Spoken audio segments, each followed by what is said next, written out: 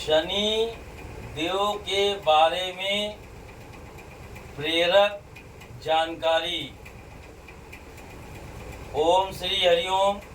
माता श्री महाकाली सिद्ध दिव्य दरबार की साजे जयकार होती रहे।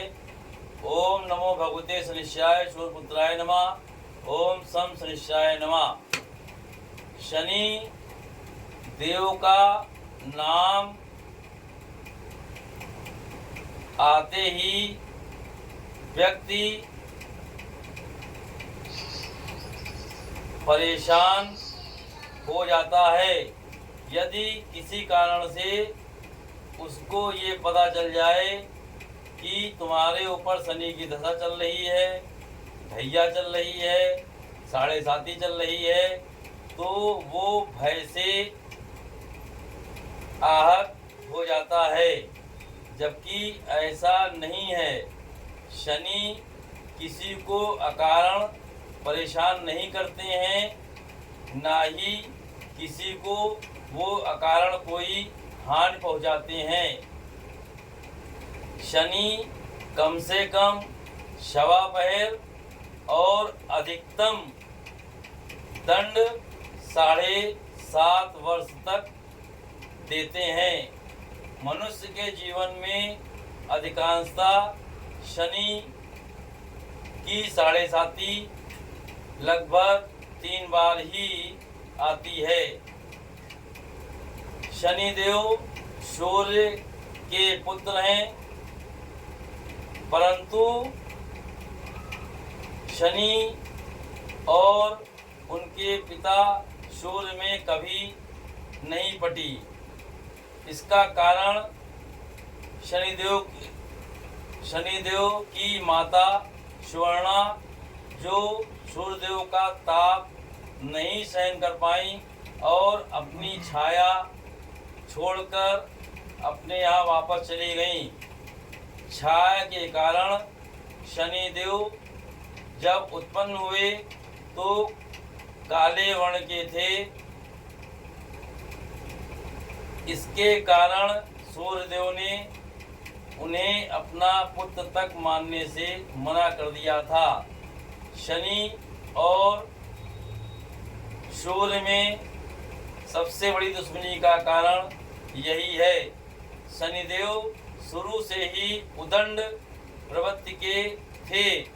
वो हमेशा लड़ाई झगड़ा आदि में मग्न रहते थे। शनि देव ने एक बार अपनी माता की कमर पर पैर से वार कर दिया, तब उनको श्राप मिला कि तुम्हारे पैर टूट जाएं। इससे शनिदेव की गति बहुत धीमी हो गई। सूर्य देव एक ग्रह में, एक राशि में 1 माह, जबकि शनिदेव की चाल अति धीमी होने कारण एक राशि में 2.5 वर्ष रहते हैं और पुनः उस राशि में लौटने पर उन्हें 30 वर्ष का समय लगता है।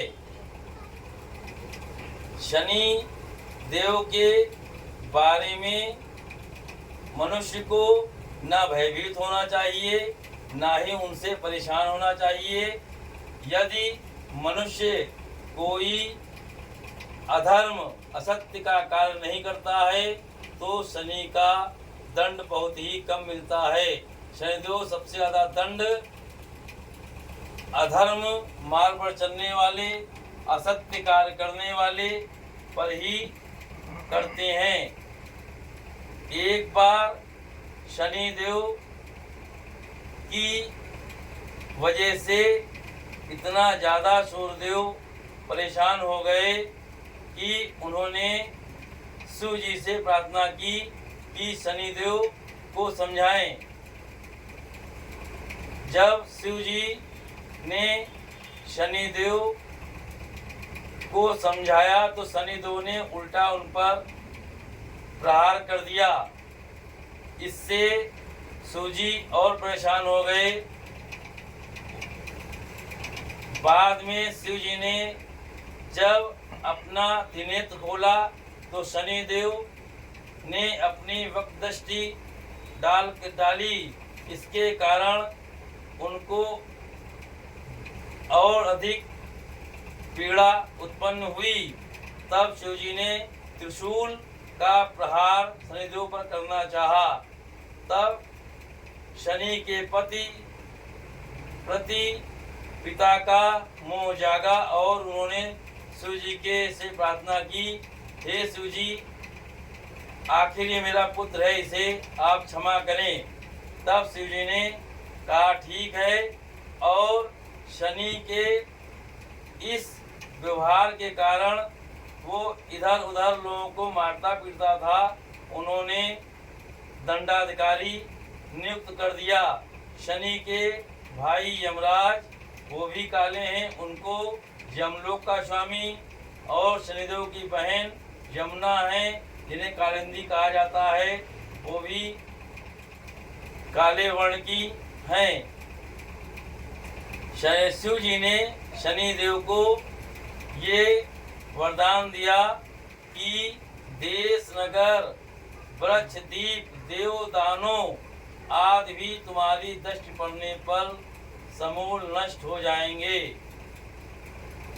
और तुम इस संसार में यहाँ तक कि देवता आदि पर भी जो गलत करे उसको दंड देने का अधिकार रखते हो। ये वरदान शिव जी ने दे दिया।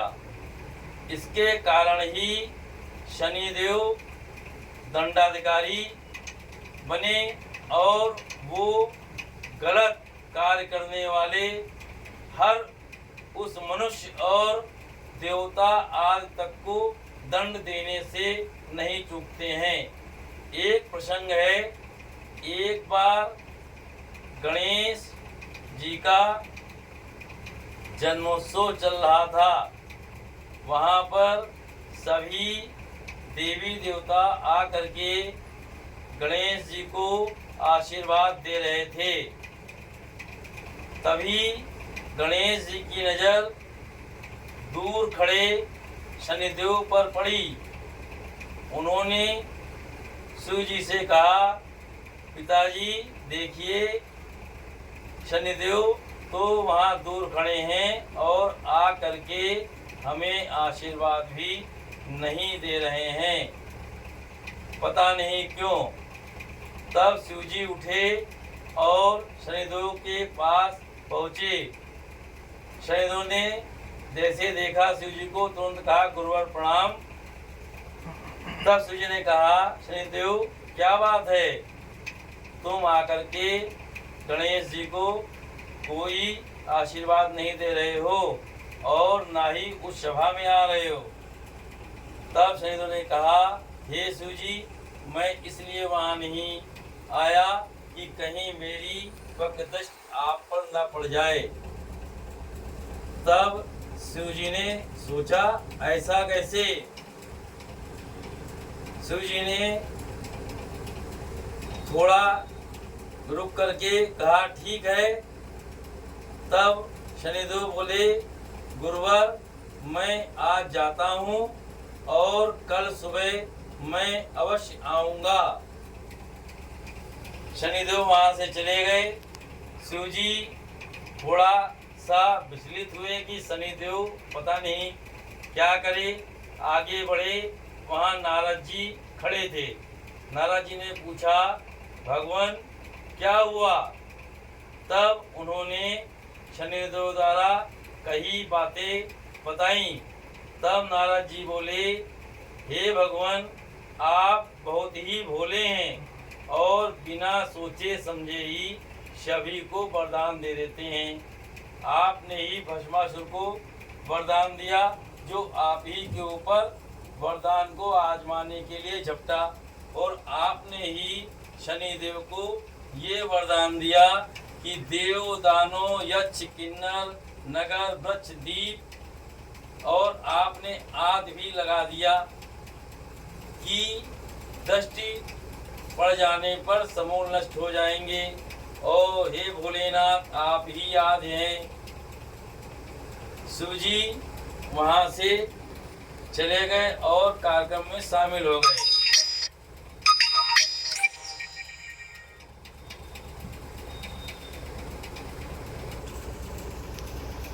सुबह शिव जी जल्दी ही उठकर बाहर जाने लगे।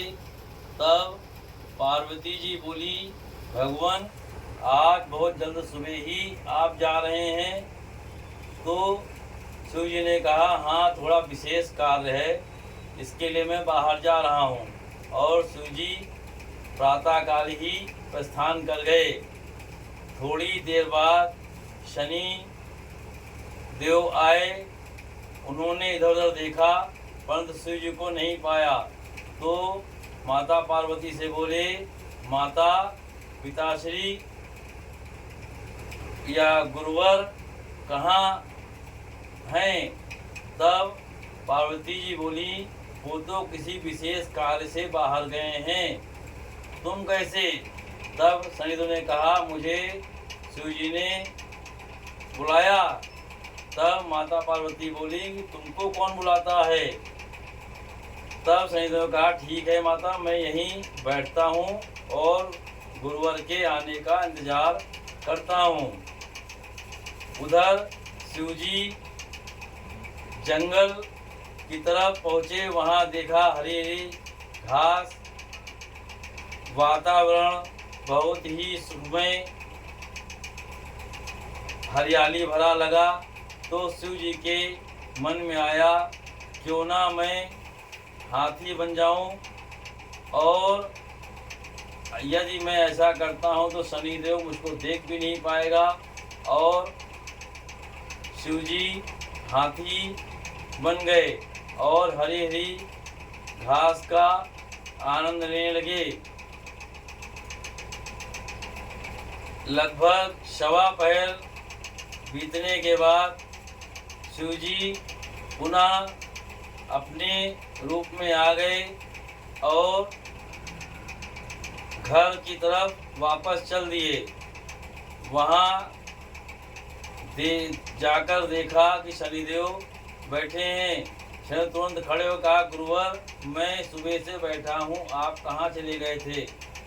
तो शिव जी ने कहा, शनिदेव तुमने कहा था कल मैं आऊँगा, इसीलिए मैं थोड़ा बाहर घूमने चला गया। तब शनिदेव ने कहा, गुरुवर बाहर जाकर आपने क्या क्या कम से कम ये तो बताएं। तब शिव जी ने पूरा वृत्तांत बताया। तब शनिदेव ने कहा, हे गुरुवर आपको गज योन में जाना मेरे ही कारण पड़ा, क्योंकि आप ही ने मुझे दंडाधिकारी नियुक्त किया है और आपको गज योन में जाना इसलिए पड़ा सवा पहर के लिए, क्योंकि आपने अपने ससुर राजा दक्ष का यज्ञ विध्वंस कर दिया था। इस घटना से ये साबित होता है कि शनिदेव जब अपने गुरु और भगवान शिव तक को नहीं छोड़ते हैं तो आम मनुष्यों की क्या बात है। हमेशा सत्य व धर्म के मार्ग पर चलने में ही भलाई है और इससे आप शनिदेव के कष्टों से बच सकते हैं।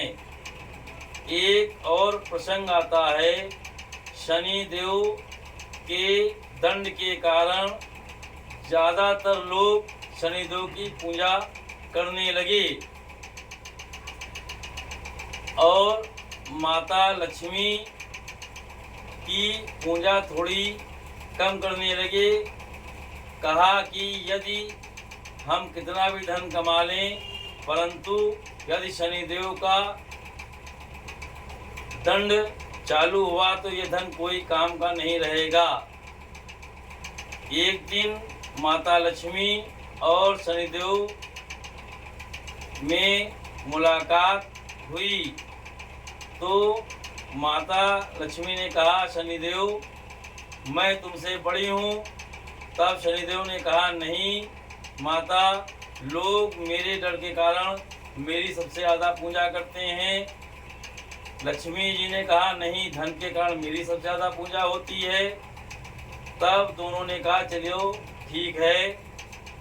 विष्णु जी से इसका उत्तर पूछा जाता है कि हम दोनों में कौन बड़ा है। दोनों लोग भगवान विष्णु के पास पहुँचे। दोनों को आता देखकर विष्णु जी असमंजस में पड़ गए। ये क्या, एक तरफ लक्ष्मी और एक तरफ शनिदेव, मामला कुछ गड़बड़ है। वहाँ पर जाकर तुरंत माता लक्ष्मी बोली, विष्णु जी आप ये बताएं, मैं श्रेष्ठ हूँ या शनिदेव श्रेष्ठ हैं। विष्णु जी ने सोचा दोनों में से किसी को भी यदि नाराज किया गया तो मामला उलट जाएगा। विष्णु जी ने थोड़ा सोचा और बोले ठीक है, इसका उत्तर मैं अभी देता हूँ। विष्णु जी ने कहा सामने देखो एक पेड़ दिखाई पड़ रहा है, उस पेड़ को छू करके आओ, तब मैं आप दोनों के प्रश्नों का उत्तर दूंगा कौन श्रेष्ठ है। दोनों लोग चल दिए। लक्ष्मी चंचला स्वभाव की हैं, तेज गति से चलायमान हैं। वो तेज तेज से चलने लगी और शनि देव की गति बहुत धीमी है और वो धीरे धीरे आगे पेड़ की तरफ बढ़ने लगे। यहाँ आधी दूरी पर पहुँचने पर देखा शनिदेव ने कि वो भी आधी दूरी पर पहुँचे हैं और माता लक्ष्मी पेड़ को छूकर वापस आ गईं। जब दोनों बराबर स्थिति पे आ गए, तुरंत ही शनिदेव ने पीछे मुड़कर कहा, विष्णु जी जब तक मैं नहीं वापस आ जाता तब तक आप कोई निर्णय मत करिएगा। तब विष्णु जी ने कहा, लक्ष्मी और शनिदेव दोनों जहाँ खड़े रहो, मैं दोनों की श्रेष्ठता का उत्तर देता हूँ। विष्णु जी ने कहा कि लक्ष्मी आती हुई अच्छी लगती है इसलिए श्रेष्ठ है, और तुम जाते हुए अच्छे लगते हो इसलिए तुम श्रेष्ठ हो। दोनों ही अपनी जगह पर श्रेष्ठ हो। इस उत्तर से दोनों ही प्रसन्न हो गए और माता लक्ष्मी विष्णु जी की तरफ और शनिदेव अपने गंतव्य की ओर चले गए। ये बिल्कुल सत्य है कि जब मनुष्य के जीवन में लक्ष्मी या धन का आगमन होता है तो उसे बहुत खुशहाली होती है, और जब शनि देव की ढैया 7.5 या कोई दशा चल रही होती है तो वो भयभीत व आक्रांत होता है और जल्द से जल्द शनिदेव के दंड से मुक्त होने का इंतजार करता है। और जब शनिदेव उससे दूर जाने लगते हैं तो वो व्यक्ति प्रसन्न हो जाता है। इससे ये साबित होता है कि लक्ष्मी और शनिदेव दोनों ही अपनी जगह श्रेष्ठ हैं।